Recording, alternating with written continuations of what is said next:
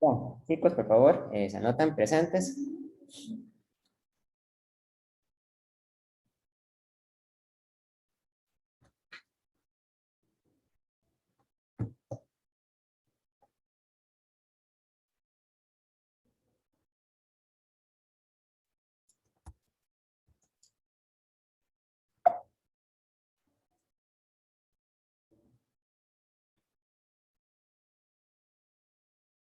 Ahí veo que faltan todavía unas 3 personas de anotarse. Por favor, se anotan. Somos 21 y hay 17. Entonces deberían haber 20 estudiantes.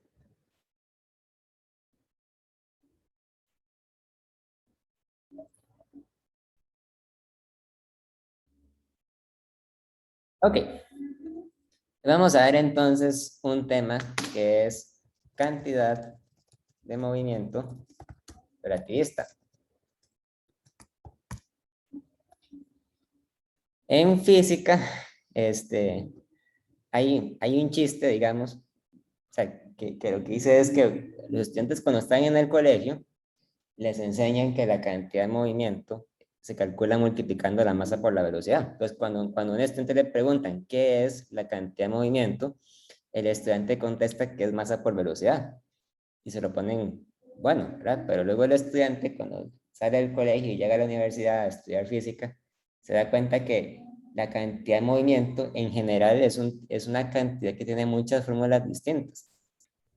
Eso es realmente porque no es del todo correcto definir la cantidad de movimiento como la masa por la velocidad. O sea, sí se puede hacer, pero o sea, ustedes siempre tienen la libertad de definir como ustedes quieran una fórmula. Si ustedes dicen que la masa por la velocidad es igual a la cantidad de movimiento, pues está bien, se queda así. La cantidad de movimiento es igual a la masa por la velocidad.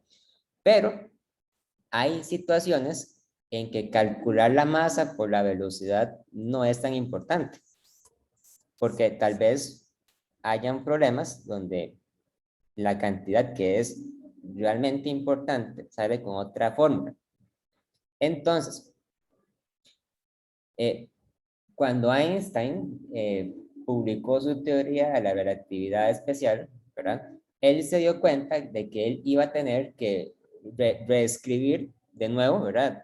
Toda la física. O sea, todo lo que se conocía hasta esa época, las leyes de Newton, por ejemplo, las fórmulas para la cantidad de movimiento, las fórmulas para la energía cinética, la óptica, el electromagnetismo, todo se podía volver a hacer tomando en cuenta los postulados de la relatividad especial. Y de hecho, las teorías que Einstein sacó son muy parecidas a las de Newton. La diferencia es que predicen cosas distintas cuando los objetos se mueven a velocidades altas, ¿verdad? Velocidad cercana a la luz. Entonces, una de las primeras cosas que Einstein cambió fue la fórmula para la cantidad de movimiento. Entonces, Einstein se dio cuenta que antes que definir la cantidad de movimiento como la masa por la velocidad, quizá era un poco más productivo, desde el punto de vista de la física, definir la cantidad de movimiento como aquella cantidad que se conserva cuando no están interactuando ninguna fuerza sobre un objeto. Entonces, la cantidad de movimiento se define, se define como aquella propiedad de un sistema que se conserva cuando el sistema no interactúa con ninguna fuerza externa. En otras palabras, la cantidad de movimiento total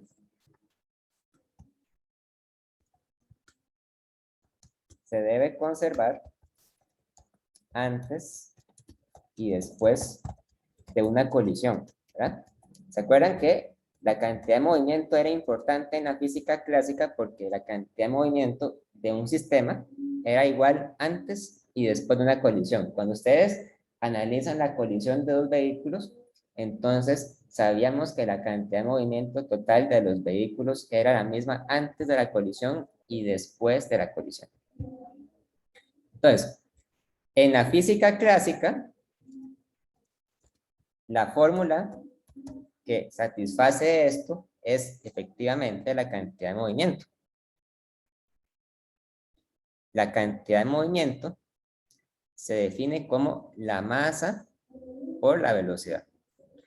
Efectivamente, la masa por la velocidad es una cantidad que se conserva cuando no está interactuando ninguna fuerza y además la cantidad de movimiento total es la misma antes y después del choque. Pero Einstein se dio cuenta que en relatividad especial la masa por la velocidad no es igual antes y después del choque. Einstein se dio cuenta que la cantidad que sí se conserva es el factor de Lorentz, o gamma, digamos, por la masa, por la velocidad. Es decir, 1 entre raíz cuadrada de 1 menos v al cuadrado entre c al cuadrado por la masa, por la velocidad. Evidentemente, esta fórmula es mucho más complicada que la clásica, ¿verdad? Porque para empezar, depende de la velocidad en dos lugares diferentes. La velocidad aparece aquí y la velocidad aparece acá. Si ustedes hacen un gráfico de la cantidad de movimiento con respecto a la velocidad en la física clásica, ¿verdad? Ustedes grafican P en función de V. Entonces, por la fórmula, sabemos que la cantidad de movimiento es proporcional a la velocidad, ¿verdad? Es una recta. De hecho, vamos a ir más allá. En esta pendiente, en esta recta, ¿qué valor tiene la pendiente? Vamos a ver. Si ustedes hacen un gráfico de la cantidad de movimiento con respecto a la velocidad, la pendiente es la masa. Entonces, eso quiere decir que entre mayor sea la masa, mayor va a ser la inclinación de esta pendiente. Punto, ¿verdad? Obviamente, el valor de la pendiente depende de las unidades. Si la masa se mide en kilogramos, si se mide en gramos, si se mide en libras, ¿verdad? En otras unidades. Pero bueno, cuando ustedes grafican la cantidad de movimiento en relatividad especial, hacen un gráfico, ¿verdad? De P, de cantidad de movimiento, contra la velocidad. Entonces, la forma clásica era una recta, ¿verdad? Una recta que crece con la velocidad. Y crece indefinidamente, ¿verdad? Si la velocidad aumenta mucho, la cantidad de movimiento también va a aumentar mucho. Pero en la relatividad especial, nosotros tenemos que hacer mucho cuidado cuando alcanzamos el punto en el que la velocidad del objeto se acerca a la velocidad de la luz. Si yo tomo una línea de referencia aquí y grafico la cantidad de movimiento con respecto a la velocidad para la teoría relativista, entonces me doy cuenta que para velocidades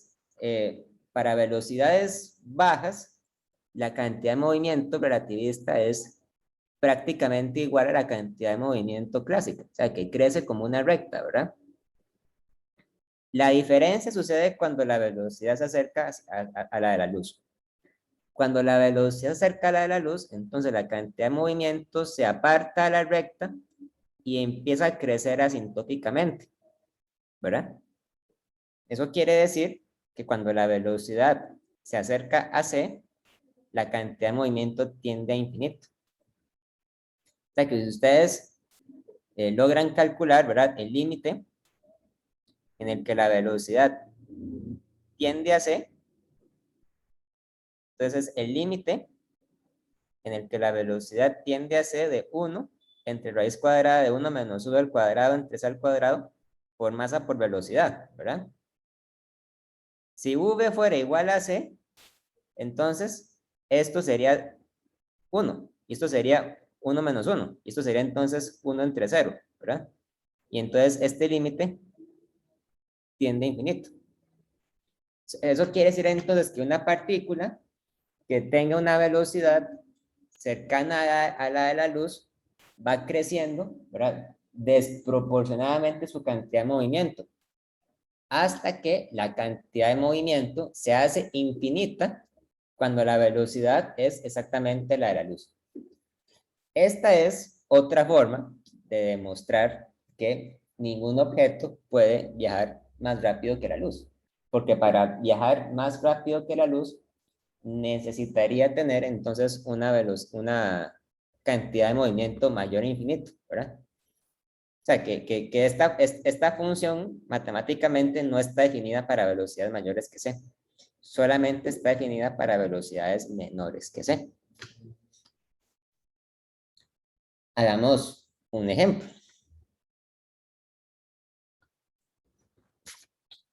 Ya voy. Tengo aquí, ay, chicos, perdón, tengo aquí el libro. Voy.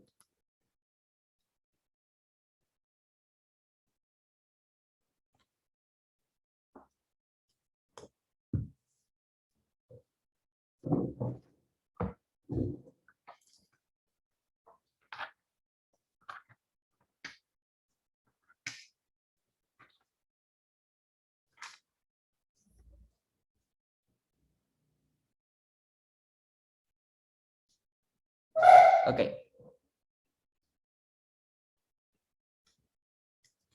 Ejemplo. Un electrón se mueve al 90% de la velocidad de la luz. Calcule su cantidad de movimiento según la fórmula clásica y según la fórmula relativista.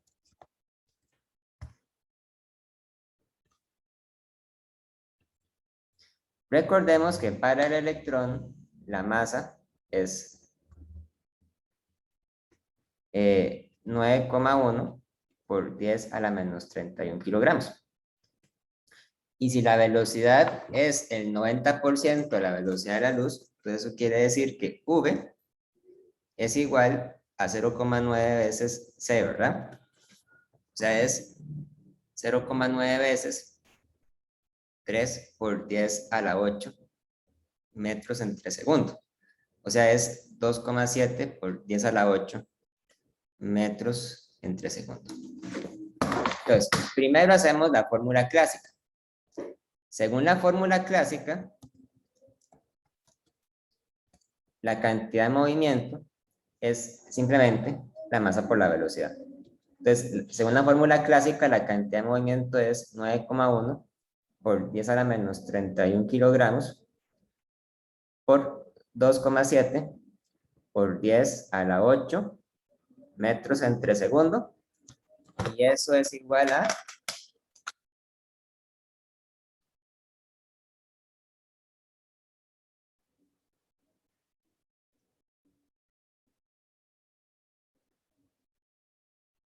2,48 por 10 a la menos 22 kilogramos por metro entre segundo, ¿verdad? O sea, es una cantidad muy pequeña, obviamente, ¿verdad? Porque un electrón es una partícula minúscula. Y aunque vaya muy rápido, su cantidad de movimiento es pequeña porque la masa del electrón es sumamente minúscula, es sumamente pequeña. Pero usando la fórmula relativista, vamos a encontrar que en realidad la cantidad de movimiento de este electrón es un poco mayor. P es igual a gamma por mv, o sea, es igual a 1 entre raíz cuadrada de 1 menos v al cuadrado entre c al cuadrado por mv. O sea, es 1 entre la raíz cuadrada de 1 menos.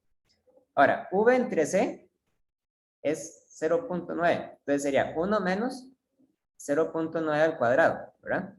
Por 9,1 por 10 a la menos 31 kilogramos por 2,7 por 10 a la 8 metros entre segundo. Y entonces la cantidad de movimiento de este electrón realmente debería ser igual a, ¿cuánto? 1 menos 0,9 al cuadrado por 9,1 por 10 a la menos 31 por 2,7 por 10 a la 8. Es 5,64 por 10 a la menos 22 kilogramos por metro entre segundo. Comparemos las dos soluciones que obtuvimos, ¿verdad? Obviamente, las dos son minúsculas, pero si ustedes comparan el resultado relativista con el resultado clásico, van a darse cuenta que en realidad el resultado relativista es más de 2 veces mayor que el resultado clásico, ¿verdad? O sea, el resultado relativista es más del doble del resultado clásico. Lo cual tiene muchas consecuencias importantes, ¿verdad? O sea, para empezar, eso quiere decir que ese electrón golpea más fuerte de lo que predice la teoría clásica, ¿verdad? Porque trae una mayor cantidad de movimiento. No porque vaya más rápido, sino porque la fórmula para calcular la cantidad de movimiento cambió, ¿verdad? Ahora la fórmula para calcular la cantidad de movimiento depende de de otra forma de la velocidad. Ok. Pues esto nos va a llevar después al siguiente tema, que es la masa relativista. Este es un tema bastante polémico. Sin embargo, hasta hace pocos años entraban preguntas de masa relativista en el examen de bachillerato. Entonces, pienso que es algo que no tenemos que dejar de lado. Recuerden que la nueva fórmula para la cantidad de movimiento se lee como que P es igual a gamma por la masa por la velocidad. Muchos científicos, cuando vieron esto, se dieron cuenta entonces que la nueva fórmula para la cantidad de movimiento implica que la cantidad de movimiento no es directamente proporcional a la velocidad, ¿verdad? O sea, no es directamente proporcional porque la fórmula es 1 entre raíz cuadrada de 1 menos v al cuadrado entre c al cuadrado por masa por velocidad. O sea, no es proporcional porque la velocidad aparece aquí y aparece acá. Entonces, conforme una partícula está acelerando y se acerca cada vez más y más a la velocidad de la luz, su cantidad de movimiento va a crecer rápidamente, o sea, ¿verdad? Va a crecer, como muestra este gráfico, de manera asintótica. Entonces, muchos físicos interpretaron esto como si lo que nos estuviera diciendo esta fórmula es que la inercia de la partícula crece con la velocidad. Es decir, conforme la velocidad va aumentando, la partícula cada vez se va a resistir más y más y más a cambiar de velocidad. Entonces, una partícula que viaja más rápido va a tener una mayor inercia relativista. Entonces, esos científicos decidieron que a partir de ahora, esta cantidad que aparece aquí, que está multiplicando a la velocidad, va a ser la nueva masa relativista. Por lo tanto, los científicos tienen que definir o tienen que diferenciar a la masa relativista de la masa en reposo. La masa en reposo la vamos a denotar como m sub 0. La masa en reposo es, evidentemente, porque el nombre lo dice, es la masa que ustedes miden cuando el cuerpo está en reposo. Y la masa relativista es la masa que ustedes van a medir cuando el cuerpo se está moviendo a determinada velocidad. La masa relativista se calcula como gamma por la masa en reposo. O sea, 1 entre la raíz cuadrada de 1 menos v al cuadrado entre c al cuadrado por la masa en reposo. Por lo tanto, un objeto que se esté moviendo a una velocidad relativista va a tener una masa relativista mayor a la masa en reposo. La masa relativista, esto es muy importante, la masa relativista siempre es mayor que la masa en reposo. Siempre es mayor. Pero la masa relativista casi siempre es bastante cercana a la masa en reposo si la velocidad del objeto es una velocidad baja. O sea, un objeto que se mueva a la velocidad de un carro, de un avión, inclusive un objeto que se mueva a la velocidad de nuestro planeta, va a tener una masa relativista que para fines prácticos es exactamente igual a la masa en reposo.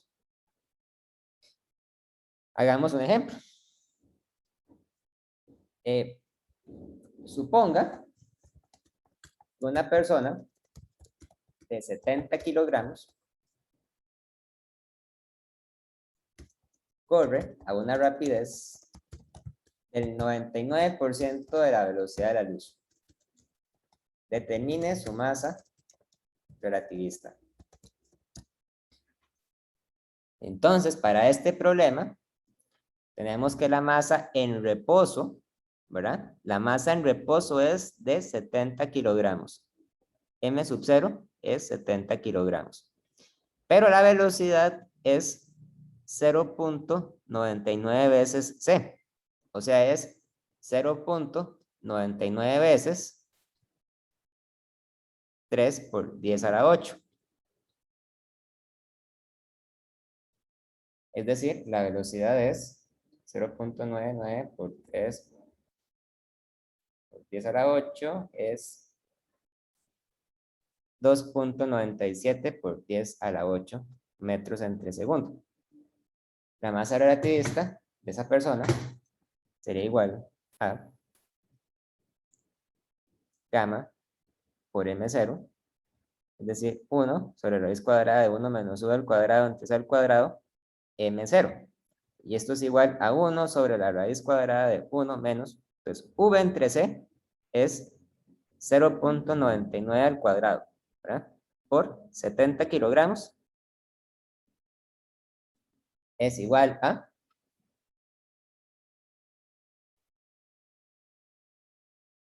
¿cuánto da?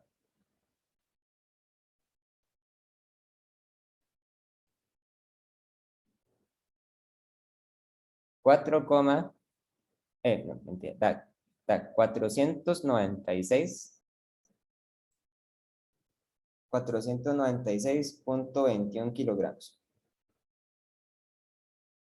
O sea, que la masa relativista de esa persona crece, ¿verdad? Crece un montón. O sea, es más de 4 veces, más de 5 veces la masa en reposo. Lo que eso quiere decir es que esa persona cuando se mueve a esa velocidad va a ganar inercia. O sea, que se va a volver como si fuera más pesado. O sea, como que le va a costar cada vez más y más y más acelerar.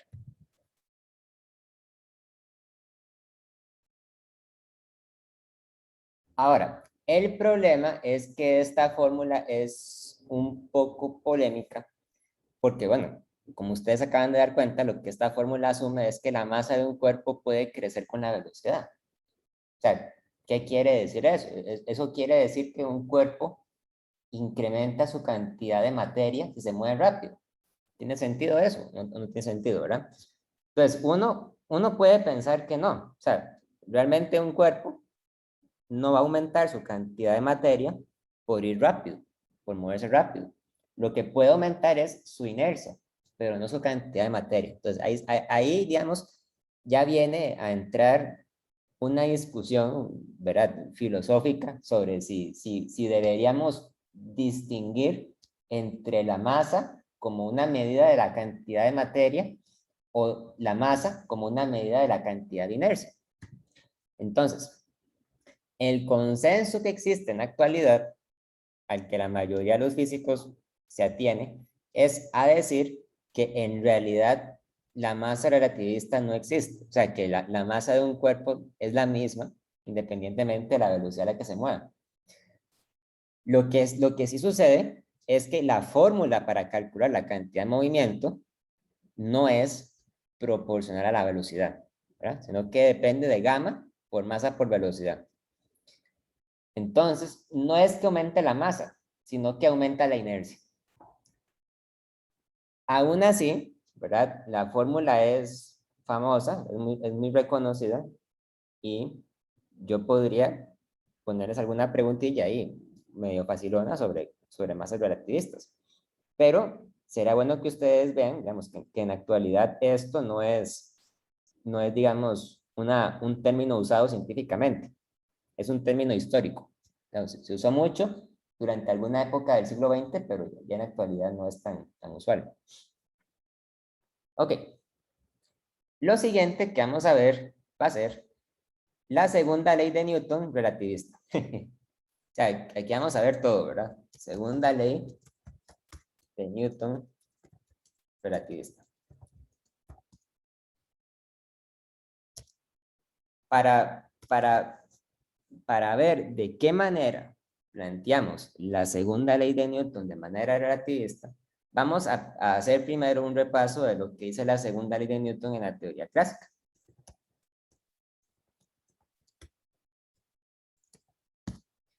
Ustedes acordarán que la segunda ley de Newton lo que dice es que la suma de las fuerzas es igual a la masa por la aceleración. Realmente, cuando Newton planteó esta definición, él lo hizo utilizando un lenguaje diferente al que se utiliza en la actualidad. Lo que Newton dijo es que la cantidad de movimiento es igual a la masa por la velocidad. Y después, lo que él dijo es que la sumatoria de fuerzas es igual a la derivada con respecto al tiempo de la masa por la velocidad. Entonces, aquí estoy usando cálculo para hacer esta explicación. Obviamente, yo no les voy a pedir a ustedes que se memoricen alguna fórmula con cálculo, porque eso no es algo que se evalúe en colegio, pero como ustedes ya están llevando cálculo, me imagino que ya saben lo que es una derivada, ¿verdad? Cómo sacar una derivada, y entonces pueden entender un poco acerca de esta demostración. Si ustedes calculan la derivada de la masa por la velocidad con respecto al tiempo, entonces ustedes pueden sacar de esta derivada aquellas cantidades que son constantes con el tiempo. Entonces, Newton dijo, cuando un cuerpo mantiene su masa constante, o sea, cuando la masa de un cuerpo no cambia a pesar de que está acelerando, entonces la masa puede salir de la derivada, porque es una constante, ¿verdad? Entonces, esto es igual a la masa por la derivada de la velocidad con respecto al tiempo. Y la derivada de la velocidad con respecto al tiempo es la aceleración. Entonces, la segunda ley de Newton, en la teoría clásica, dice que la suma de las fuerzas es igual a la masa por la aceleración, ¿verdad? Pero realmente lo que dice en un principio es que la sumatoria de fuerzas es la derivada de la cantidad de movimiento con respecto al tiempo. Ahora, en la teoría relativista, nosotros debemos hacer el mismo planteamiento, nada más que utilizando la fórmula relativista de la cantidad de movimiento, o sea, gamma por masa por velocidad. Es decir, 1 sobre la raíz cuadrada de 1 menos v al cuadrado entre c al cuadrado por la masa por la velocidad. En la teoría relativista, entonces, la sumatoria de las fuerzas es igual a la derivada con respecto al tiempo de la cantidad de movimiento. Pero ahora esto es la derivada con respecto al tiempo de gamma por la masa por la velocidad.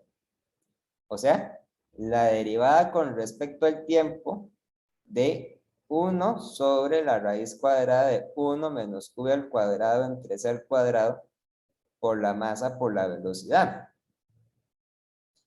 Esta derivada es un poco tediosa y larga de hacer. Ya podrán ver por qué, ¿verdad?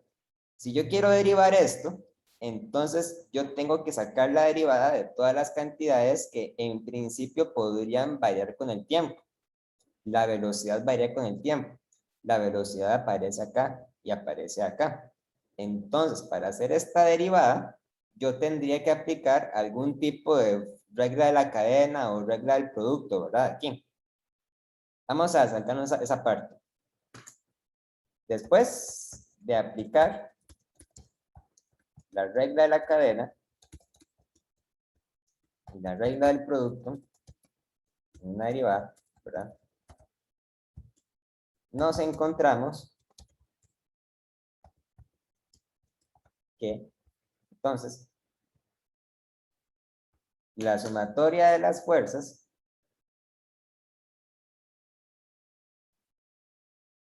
es igual a, adivinen, ¿es igual a qué? Es igual a gamma a la 3 por masa por aceleración. O sea, es igual a 1 sobre 1 menos v al cuadrado entre c al cuadrado a la 3 medios por masa por aceleración. Esto es cierto siempre y cuando la fuerza se aplique en la misma dirección que la velocidad del objeto. Entonces, esto sería la segunda ley de Newton relativista. La segunda ley de Newton relativista es una fórmula que en la práctica es muy difícil de usar. Ya podrán ver por qué, ¿verdad? Porque la sumatoria de las fuerzas no es igual a la masa por la aceleración. O sea, es igual a la masa por la aceleración por gamma a la 3. Y gamma, a su vez, depende de la velocidad. Entonces, lo que esto quiere decir es que a velocidades elevadas, la suma de las fuerzas ya no es o deja de ser proporcional a la aceleración, sino que depende de un factor gamma ahí metido, ¿verdad? Obviamente, la fórmula relativista coincide con la fórmula clásica, pero a velocidades bajas. Ahora, una cosa muy importante de esta fórmula es lo que sucede cuando yo la utilizo para despejar la aceleración.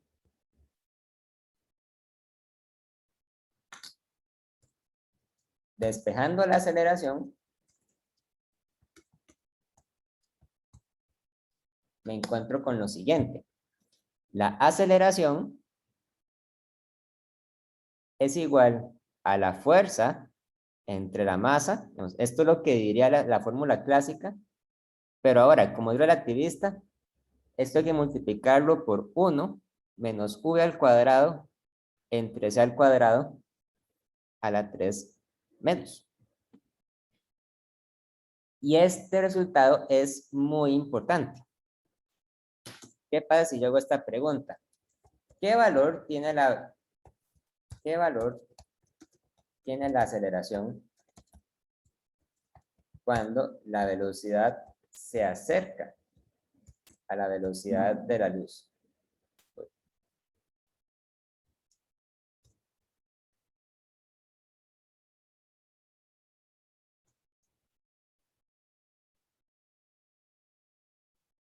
La aceleración sería igual al límite cuando v tiende a c de la fuerza entre la masa por 1 menos v al cuadrado entre c al cuadrado a la 3 medios, ¿verdad?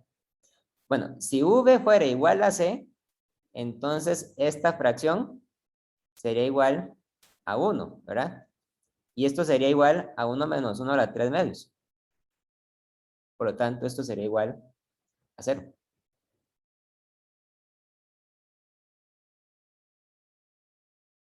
¿Y qué quiere decir que la aceleración sea igual a 0? Eso quiere decir que el cuerpo no aumenta su velocidad. En otras palabras, si yo aplico una fuerza constante sobre un objeto y ese objeto alcanza una velocidad relativista, entonces su aceleración va a disminuir conforme la velocidad se acerque a la velocidad de la luz. En otras palabras, su velocidad va a empezar a aumentar cada vez más despacio, de manera que su velocidad nunca llega a ser igual a la velocidad de la luz. A ustedes tal vez en algún momento se preguntaron, bueno, ¿qué pasaría si yo agarro una partícula, si yo agarro un electrón y le aplico una fuerza de manera constante? O sea, si yo la acelero, ¿verdad? Entonces, eventualmente, el electrón debería, en principio, alcanzar la velocidad de la luz, ¿verdad? O por lo menos, eso es lo que debería ocurrir en la teoría clásica. Pero, en la teoría relativista, nos damos cuenta que la segunda ley de Newton, como la conocemos nosotros, no es del todo correcta. Cuando un objeto alcanza una velocidad relativista, entonces cada vez va a requerir más y más y más y más fuerza para aumentar su velocidad, para acelerar.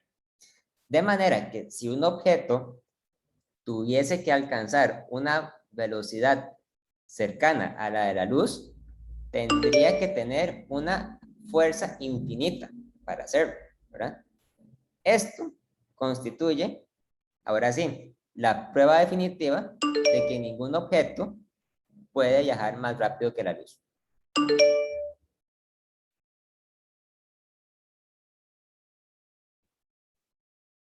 ¿Okay?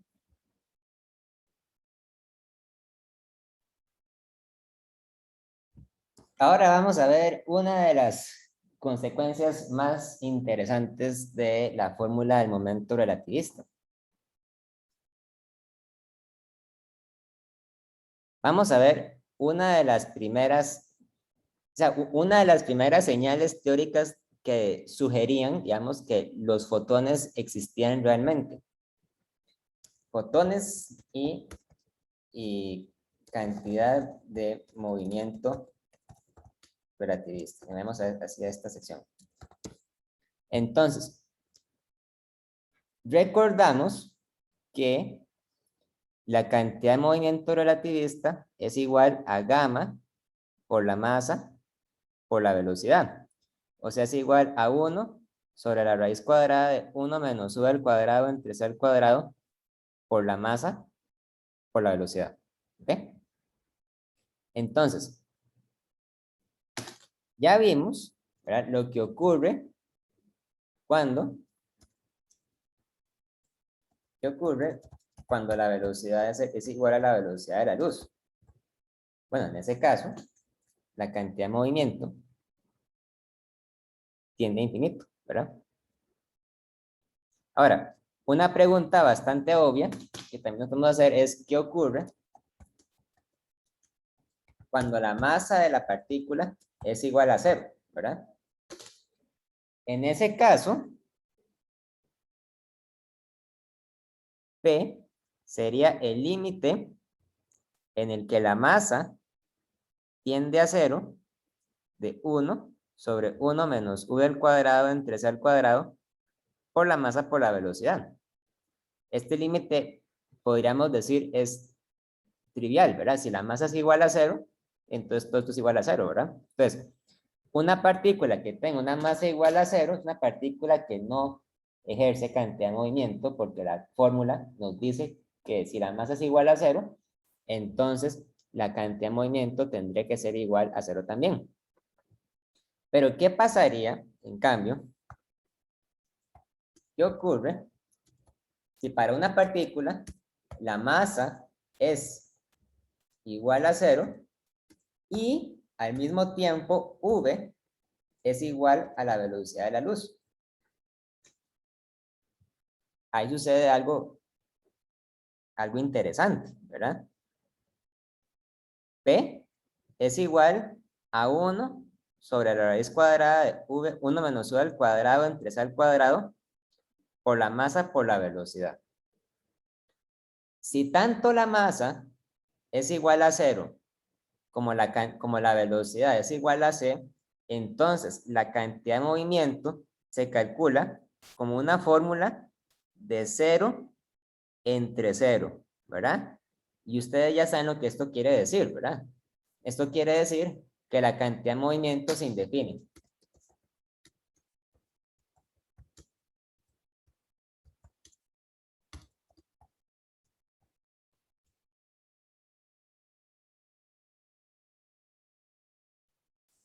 Cuando una cantidad se indefine, no quiere decir, ¿verdad?, que nosotros sepamos qué valor tiene. La cantidad de movimiento podría ser un número infinito, podría ser 0, o podría ser un número normal, o sea, podría ser un valor que no es ni 0 ni infinito, sino que es una cantidad que se puede medir. Entonces, la fórmula relativista de la cantidad de movimiento, lo que nos está diciendo es que, en teoría, podrían existir partículas que se mueven a la velocidad de la luz siempre y cuando su masa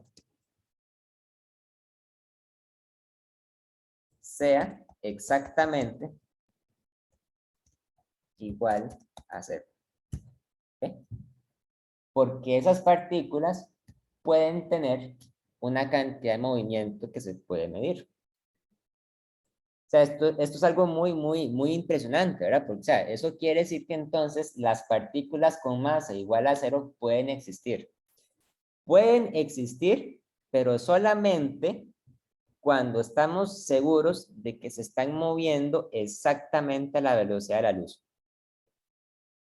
Si la partícula se mueve un poquito menor a la velocidad de la luz, entonces desaparece porque su cantidad de movimiento se hace igual a 0. Ahora, esta observación no nos dice realmente cómo se debería calcular la cantidad de movimiento de una partícula de este tipo. Más adelante, cuando lleguemos a la parte de la teoría cuántica, vamos a ver cómo se calcula la cantidad de movimiento para una partícula de estas, que son los fotones, ¿verdad? Los fotones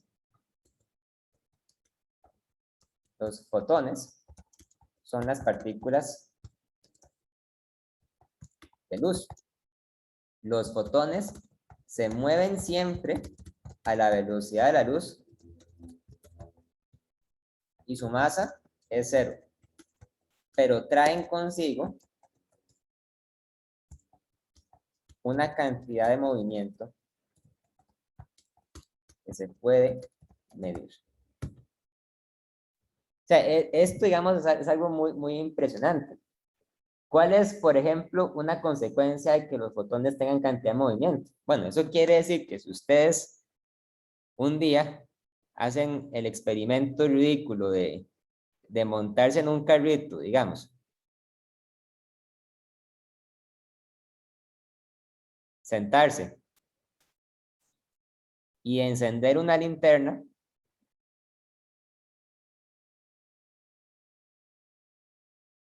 entonces ustedes pueden demostrar científicamente que de hecho el carrito va a ganar una pequeña velocidad, porque los fotones de luz van a impulsar a la linterna hacia adelante debido a que ellos tienen una cantidad de movimiento muy pequeña, pero que sin embargo es una cantidad de movimiento que se puede medir.